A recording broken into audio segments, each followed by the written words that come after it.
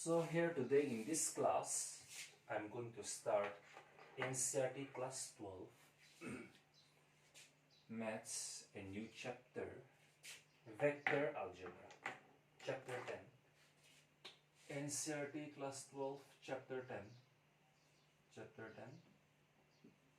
Vector Algebra. Since class 11 physics, you have been studying what is vectors, okay? You already understood what is vectors. I need not give you any detailed explanation on that. But when I say vectors, or when we talk about vectors, then we are talking about a physical quantity, which has both magnitude and direction. Having magnitude means the quantity must be measurable. No? The magnitude means what is the value of that physical quantity. No? It means your physical quantity, if it is measurable, then it has magnitude. Alright? And then not only that, not only the magnitude, but also we need to have a direction. Only then the physical quantity will be called as vector quantity. Scalar quantity means any physical quantity which has only magnitude, means it has a value, means only if it is measurable it will have a value, right? But no direction, okay? That is a scalar quantity. And vector quantity means any physical quantity which has both magnitude as well as direction also, okay? That is known as vector quantity. Can you give me some examples of a physical quantity which is a vector quantity? Like say, when I say vector quantity, then what are the things that comes to your mind? Last year in class 11 physics also you have studied so many quantities which are vectors, okay? Yeah.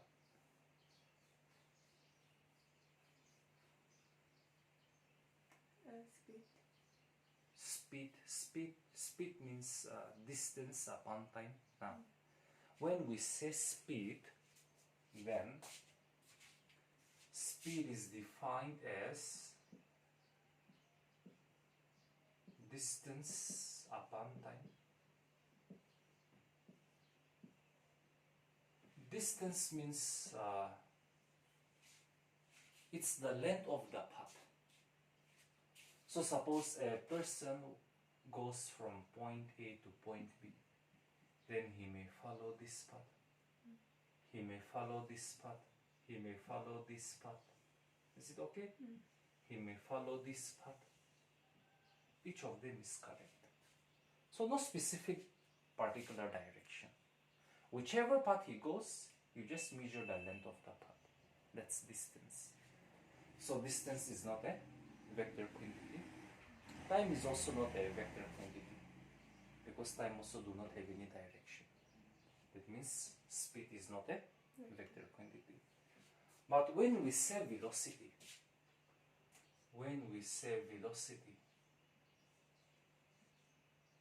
velocity means displacement upon time. What is displacement then? What is displacement? A person goes from A to B, okay, following all these paths, which gives you the displacement.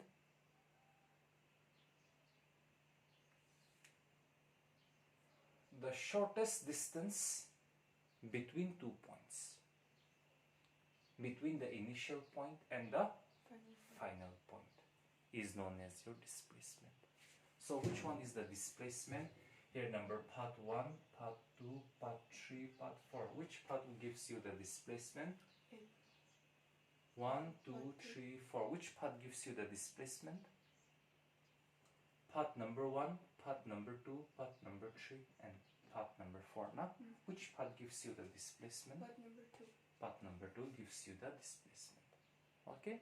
And part number 2, is a line, is a distance between two places with one direction, right? With a particular direction. So that's a displacement. So displacement being a vector quantity gives the velocity to be a vector quantity. So velocity, displacement, velocity, acceleration, is it okay? All these are vector quantities. Alright, in physics that we have learned in last year's class 11. Alright, so physical quantity which have both magnitude as well as direction is a physical or is a vector quantity. Okay. Now let us study about what is known as position vector. Position vector.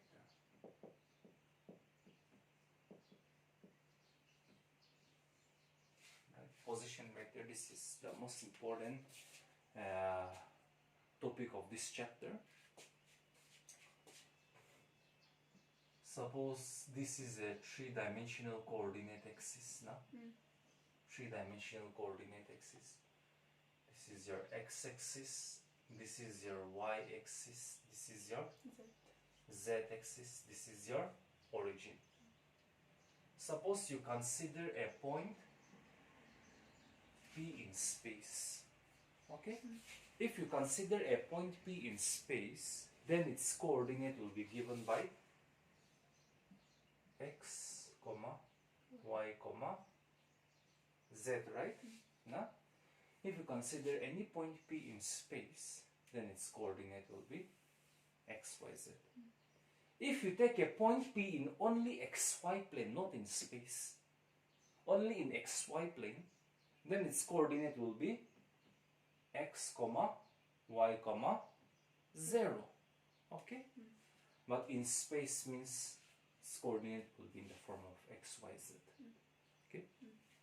If the point P is in yz plane, then its coordinate will be only yz 0. Yeah. X component will be 0 and we'll have only y and z components. Okay? But here we are taking point P to be in space, so it will have x, y and z components, all the three components. Okay? So position vector means, the position of a point, when measured from the origin.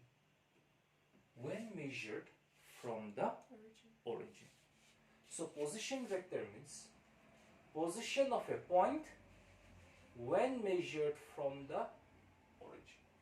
That is position vector. Is it okay? Yes. Now see, when we talk about vectors, then I forgot to mention about this one. What is this? A line. A line. Okay, till class 10 you studied that this is just a line. But if this is a line, then it may either be directed this way, or it may be either be directed this way, right? It can have two directions, right? If this is a line, then it will be either directed this way, or it will be either directed this way. Huh? If the line is directed this way, then this point will be known as the initial point, and this point will be known as the terminal point. Okay? For this directed line, this is going to be your initial point, and this is going to be your final terminal point. Is it okay? Yes. So see, for this directed line, A is your initial point. Now, so I write A first. B is your terminal point, so I write B next. And it is directed towards B. This line is directed towards P. So this is the arrowhead that you have to use. So this is how we represent a vector. So vector means directed lines. Okay, how do we represent vector? By directed lines. It's very important. Okay, that is known as the representation of vectors. This is representation of vectors. So how are vectors represented? By the direction of line. By directed lines. Okay, in very short, by directed lines.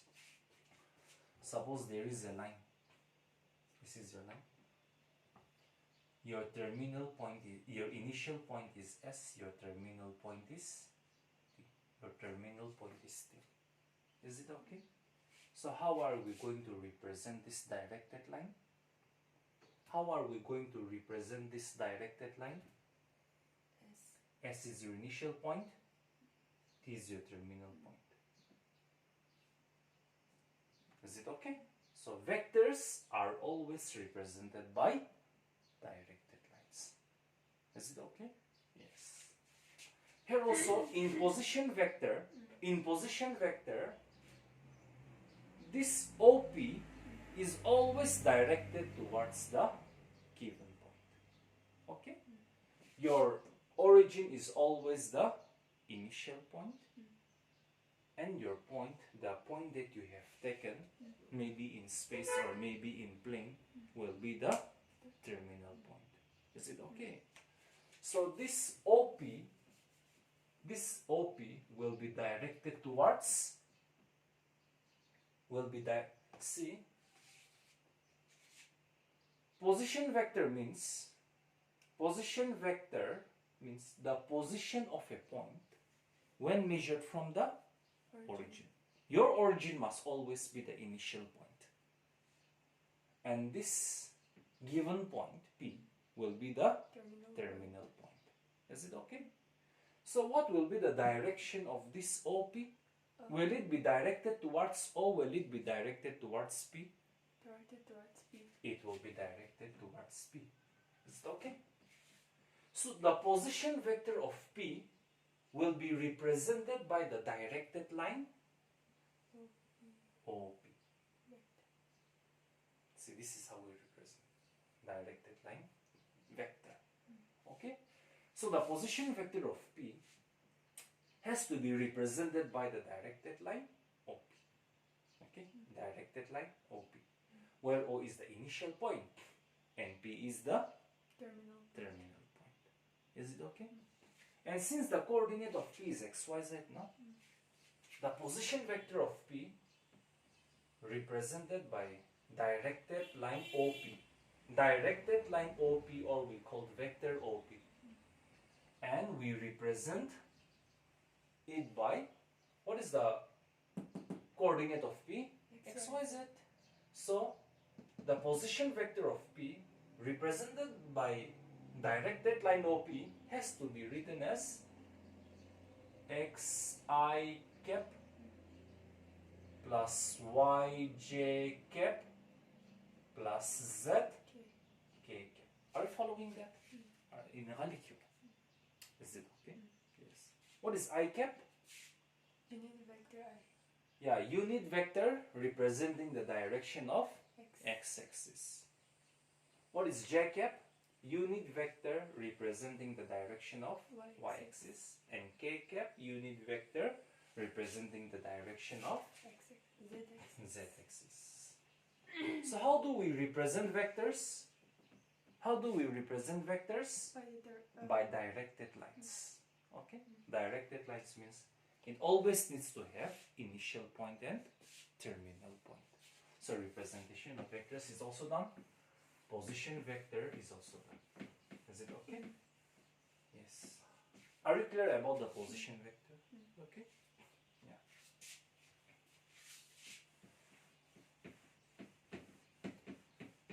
So position vector means, how we say? Position vector is the position of a point when measured from the Origin. origin. Is it okay? Yes. And position vector is always represented by the directed line. Position vector is always represented by the directed line. Okay? Yes. Where the origin is always the initial point. And the point that you have taken either in space or any plane will be the terminal point. And you already know how to write. No? Next, types of vectors. Types of vectors. There are different types of vectors. First one, zero vector. What is a zero vector? Anyone can say this. What is a zero vector? Vector having 0. Vector having 0 magnitude. Now, a vector which has 0 magnitude, which has 0 magnitude means which has no magnitude at all, which has no value.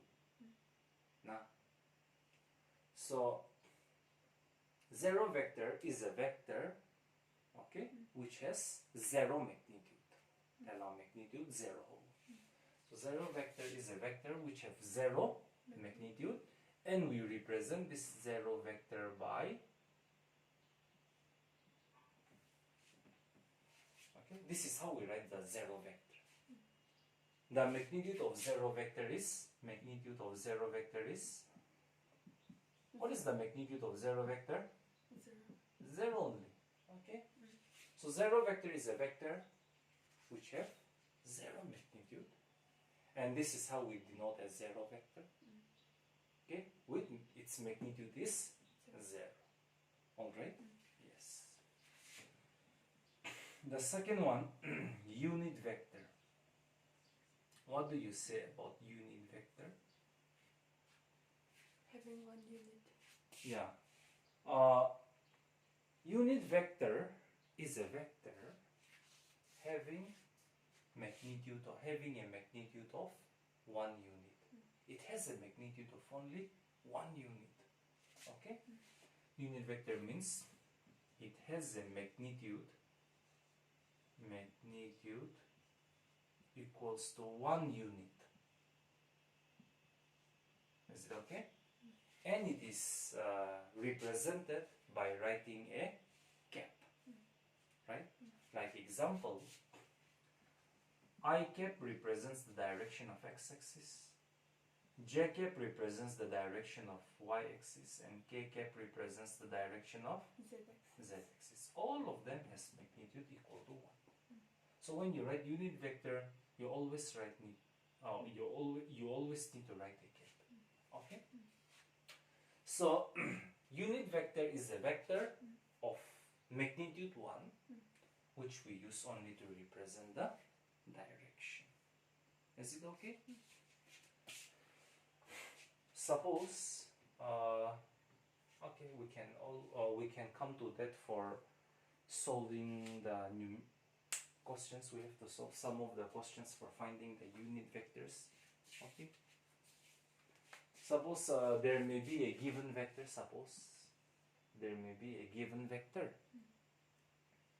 There is a given vector, suppose, and you will be asked to find the direction of that vector. Is it okay? Suppose there is a vector A. Suppose this is your vector A. No? This directed line is your vector A. And you want a unit vector representing the direction of this vector A. Okay? So what I'm going to do is let A cap be the unit vector representing the direction of this vector A. Then in order to find out the unit vector representing the direction of this vector A, no? See? We have taken A cap as the unit vector representing the direction of your vector A. Then the unit vector A cap can be determined by the vector A divided by its magnitude. Vector A divided by its magnitude. This is how we write magnitude of a vector. Okay, this is how we write magnitude of a vector. Now, how to find out the magnitude of a vector? Suppose your vector A is given as xi cap plus yj cap plus zk cap. Suppose this is your vector A. You want to find its magnitude.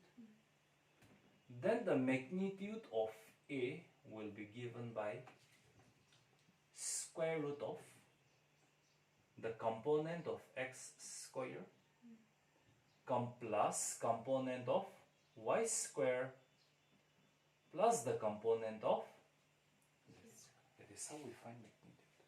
Okay? So knowing a vector and its magnitude, we can find its unit vector. Okay? Are you following that? So that is what is known as unit vector. Unit vector is a vector of magnitude 1 which represents the direction. Okay. Next one we have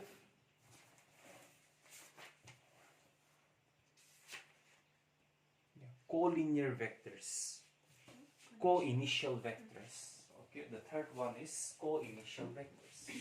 Very simple. Two vectors are said to be co-initial if they have the same initial point. Co-initial vectors means vectors having the same initial point. Co-initial vectors means two vectors are said to be co-initial if they have the same initial point. Suppose this is one vector. Let this vector be represented by vector. Vector means a directed line only. Okay, this is how we represent. Suppose this is your vector A. I'm going to draw. Suppose this is your vector A. I'm going to draw another vector B in this way. Then see. This is the initial point of your vector A. For the vector B also this is the initial point. In that case, vector A and B are co-initial. Okay? So two vectors are said to be co-initial if they have the same initial point. It means if they have the same starting point. Initial point means the starting point. So having the same starting point or having the same initial point makes them to be co-initial vectors. Is that alright? Yes. Suppose I can give you a question. Suppose there is a square ABCD and each side of the square can be represented by vectors in the following manner. Suppose this side is represented by vector BC. Okay. Yeah. Suppose this is how it is. Suppose this is how it is, and this is how it is. Let this side be represented by the vector A, which is in this direction. This is your vector B. Let this side be represented by vector C, and let this side be represented by vector D. Which of the following vectors are co-initial vectors? Vector A and D. Yes. Only vectors A and D has the same initial point, that is A, right? So they are co-initial vectors. Rest, the remaining vectors, they do not have same initial point. Is it okay? Yes. So that is co-initial vector. So this kind of things can also be asked. Okay? Yes. The next one is collinear vectors. Number 4 one.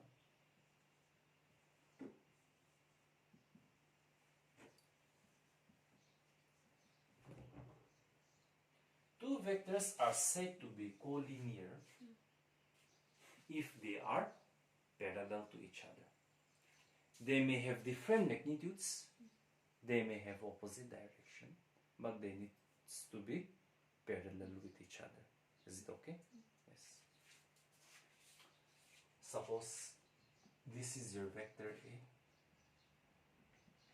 Alright? I draw another vector B here. I draw another vector B. The length of this directed line gives the magnitude of vector A. Now, the length of this directed line gives the magnitude of vector B. So which has larger magnitude? B. Vector B has larger magnitude. Okay, of course here both of them are in the same direction, but they are parallel to each other, right? Is it okay? So they are collinear vectors. Are you getting me? Two vectors are said to be collinear. Two or more vectors are said to be collinear if they are parallel. They may have different magnitudes, they may have different direction, okay? Or they may have, they may be in same direction or in opposite direction, not different direction. Suppose this is one vector, this is another vector. Are they in same direction? No, they are in different directions. They are never collinear. But for collinearity, either they must be in same direction or in opposite direction. Opposite direction also makes them to be parallel. Opposite. Okay? If this vector points towards the east, this vector should point towards the west. If one vector points towards the north, the other vector should point towards the south. That is the meaning of opposite vectors. Different means it can be in any direction. Is it okay? No.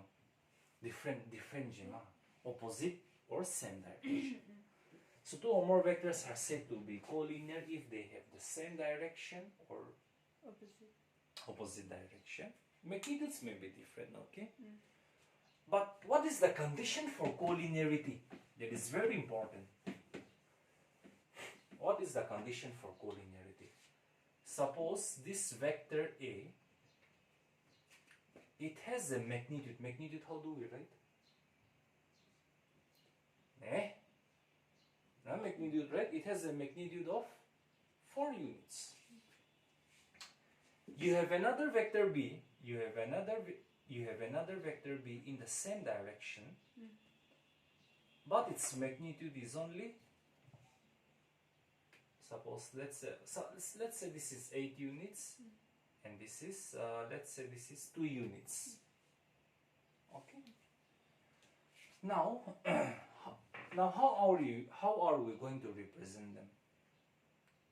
That means here magnitude of B is only 2 units, whereas magnitude of A is 8 units. Is it okay? That means magnitude of A will be how many times magnitude of B? Vector A by? No. Magnitude of A is A units, whereas magnitude of B is only 2 units. So magnitude of A is how much times magnitude of B? 8 times. 8 times, no. Magnitude of A is how much times magnitude of B? 6. How much times 2 is 8? 6 times 2 is not 8. Nah. How much times 2 is 8? 4. So magnitude of A is 4 times magnitude of B. In this case it was 4. In the other cases it may not be 4, it can be any number.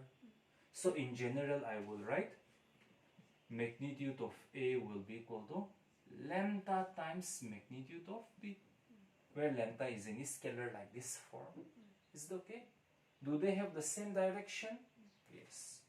So same direction means, okay, vector A and B, A, B have same direction. Have same direction.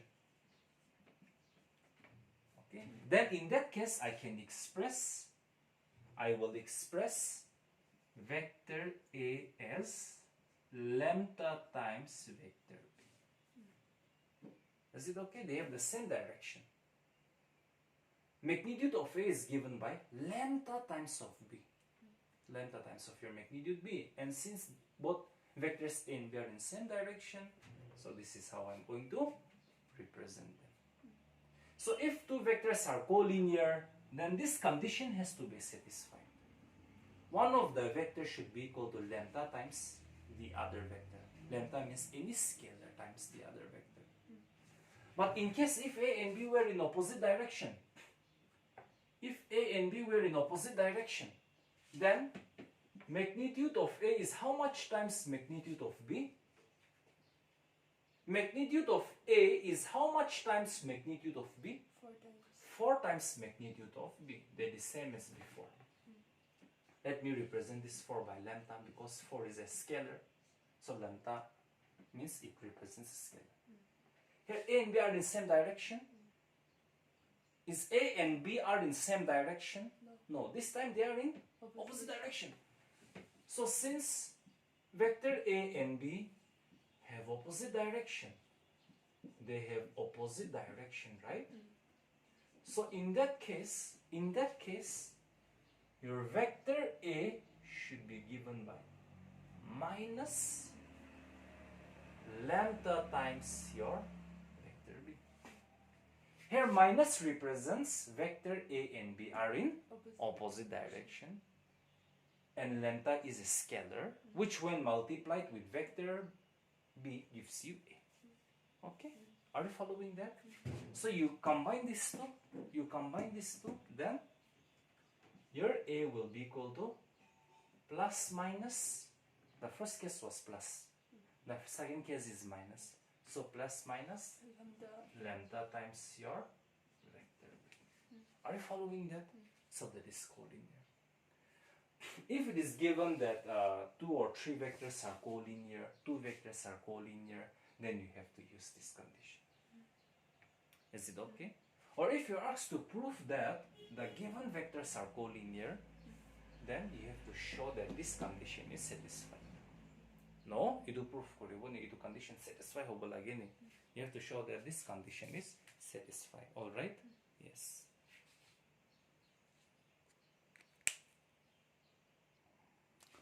So the next one will be equal vectors. Equal vectors. Two vectors are said to be equal if they have the same magnitude as well as same direction. Okay? Two vectors are said to be equal if they have the same magnitude as well as the same direction. If this is your vector A and its magnitude is equal to 2 units, and then there is another vector B, then the direction of A and B must be same. Also their magnitude must be equal. Is it okay? Magnitude, both directions and magnitudes are equal, then we have equal vectors. Okay? Equal vectors denoted by vector A is equal to vector B. Okay? So two vectors are said to be equal if they have the same magnitude as well as direction. Next one, negative vector. Negative of a vector. Negative of a vector means, suppose you have a vector A. Then the negative of this vector will be given by minus of A. Negative of a vector A will be denoted by minus of your vector A. That means you are changing. Suppose if this is your vector A, this directed line is your vector A, then the vector, its negative will go in the opposite direction. So this vector represents negative of your vector A. Are you getting me? Yes. So negative of a vector is a vector which is in opposite direction. Is it okay? To that of the given vector. Are you getting me? Yes. Now this concept, okay, next we have to study about direction cosines, direction ratios and direction cosines. Direction ratios and direction cosines. Very simple to understand. Okay, direction, very simple. Cosines. The word is like direction ratios, direction cosines. It seems like something is so complex, something is so complicated here, no? That's what we feel, but it's very easy to understand, okay?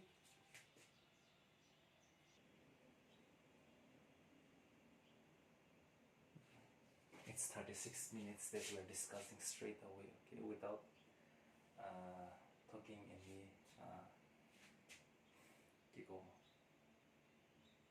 nonsense things.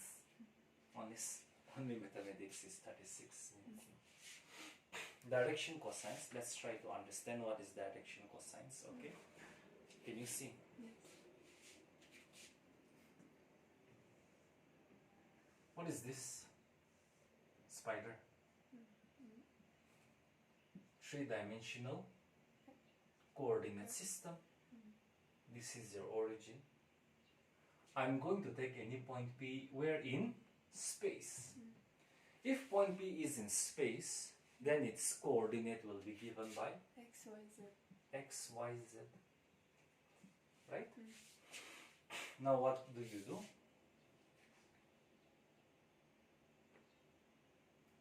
What is this directed line OP here?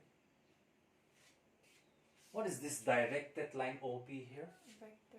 Position vector of P, right? Position vector of P, how do we represent? OB vector. By the directed line OP or vector OP, with O as the initial position, P as the terminal position. Then you see, this OP, directed line OP means, or vector OP, it makes some angle with the x-axis, right? Let that angle be alpha. Alpha. Again, it also makes some angle with the y-axis. Now, let that angle be beta. And it also makes some angle with the z-axis. So let it be gamma. Okay? So, the position vector of P makes angle alpha, beta, gamma with the x, y, and z axis respectively. Now, you take the cosine. Cosine, you know what is cosine? Cosine? Sine, cos, cosine. Okay? You take the cosine of all the three angles. Cos of alpha, cos of beta, and cos of gamma. So these are known as your direction cosines. So cos alpha is actually denoted by L. Okay? Cos beta is denoted by M. And cos gamma is denoted by N. So this L, M, and N are known as your direction cosine. So direction cosine means angle made by the position vector of your point. See, this is the position vector of your point P, right? So angle made by this position vector of P. Now, these are the three. Okay. Let me say it in this way. Cosine of the angle, not cosine of the angle, cosine of the angle. Cosine of the angle made by the position vector of this point P with x-axis, y-axis, and z-axis is known as direction cosine. Is it okay? Now, cosine of the angle made by the point with the x, y, and z-axis is known as your direction cosines. Are you getting that? Is it clear to you? Okay. Now,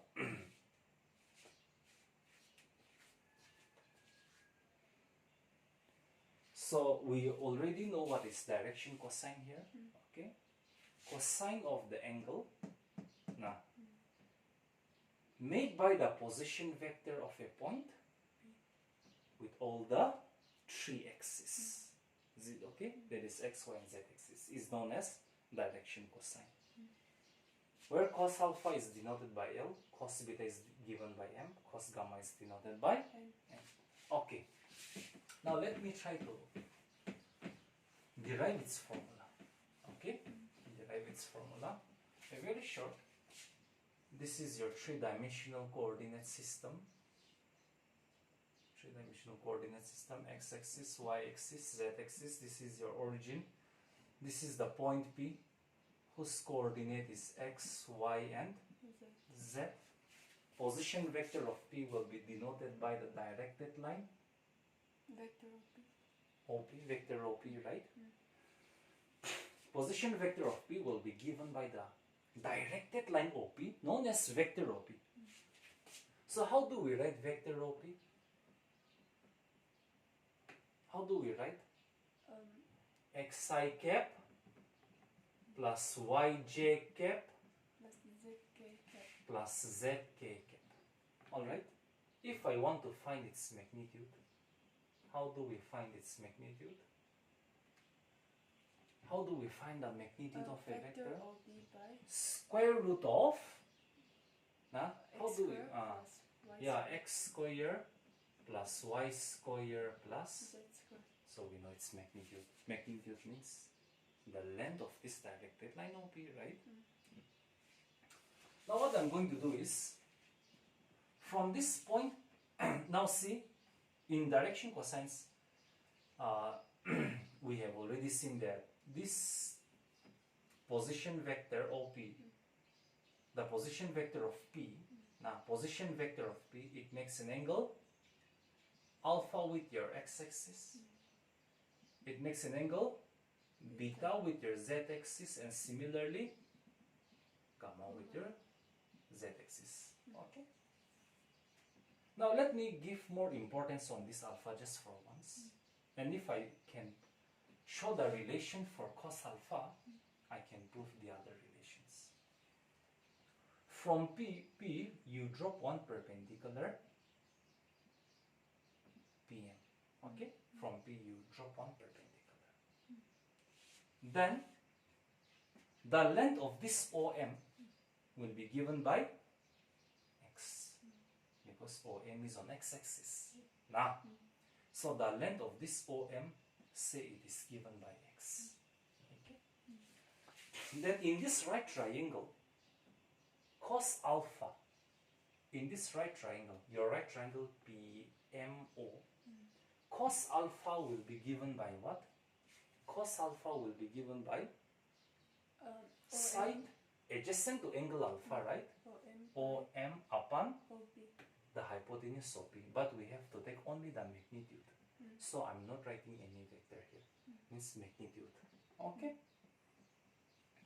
So cos alpha will be equal to now, what is your OM? X. X. And what is your OP? Square root of x square plus y square plus Z square. z square. Similarly, if you consider this beta, then cos beta will be given by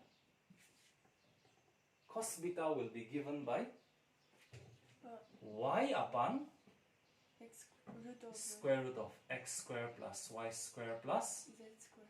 Similarly, cos gamma will be given by z upon square root of x square plus y square plus Z square. z square. Now cos alpha is known as your L, cos beta is known as your M, cos gamma is known as your N. So this is how we find out the direction cosines. And the values of x, y, and z here are known as your direction ratios. Are you following me? So this much concept is enough for the introduction class. And using this concept, we will try to solve the first exercise of this chapter 10. Okay?